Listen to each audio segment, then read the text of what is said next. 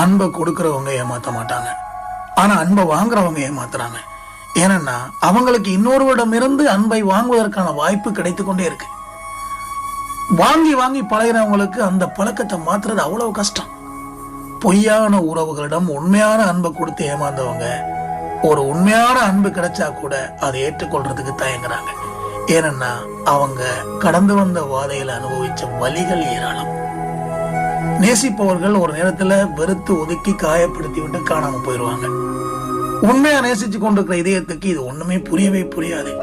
விலகி போனதே தெரியாம ஏன் என் கூட பேசுறதில்ல, நாம தெரியாம ஏதாவது தப்பு ஏதாவது செஞ்சிட்டோமா, இந்த மாதிரி தங்களை தாங்களே வருத்தி கொண்டு நாட்களை கடத்தி கொண்டிருக்கிறீங்க.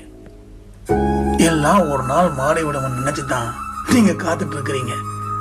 அதே நீங்க ஒரு நேரத்துல அதுக்கே பழகி போயிடுறீங்க.